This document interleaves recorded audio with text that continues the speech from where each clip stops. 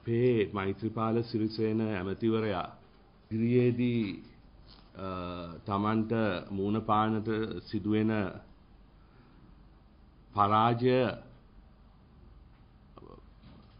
මං හිතන්නේ මග හරවන්නට වෙන්නේ නැති මේ අභූත පිස්සු ප්‍රකාශය කරේ. මොකද එකක් මේවට උත්තර දෙන්නවත් වෙලා ගත කරන එක මං හිතන්නේ මෝඩකමක්. මොකද දන්න අය දන්නවා 1994 මැතිවරණයේදී මෛත්‍රීපාල සිරිසේන මහත්මයා ඇත්ත වශයෙන්ම ප්‍රධාන මෙහෙයුම් කමිටුවකවත් සමාජිකත්වයේ දැරුවේ නැහැ.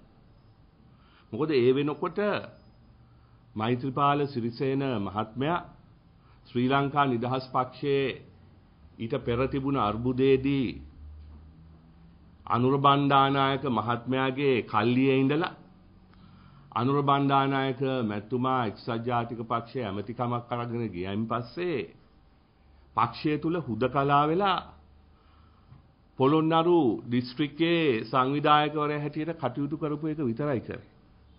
මම දන්නවා පෞද්ගලිකවම එතුමා ප්‍රධාන මැතිවරණ මෙහෙයුම් කමිටුවකට නම් කරේවත් නැහැ.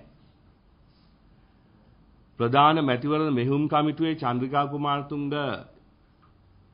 එතකොට මහඇමතිනිය සමග කටයුතු කරේ අනුරුද්ධ රත්වත්තේ ඇමතුමයි රත්නසිරි වික්‍රමනායක ඇමතුමයි SP දිසානායක ඇමතුමයි මමයි.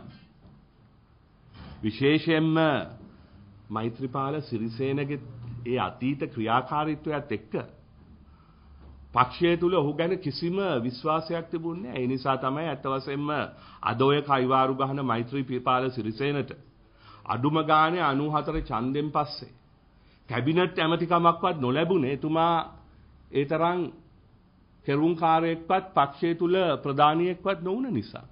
ඔය මෛත්‍රීපාල සිරිසේන කියන ඒවා ගණන් ගන්න එපා. අපිට විතරක් නෙමෙයි මහින්ද රාජපක්ෂටත් එයාව එපා වෙලා තියෙනවා.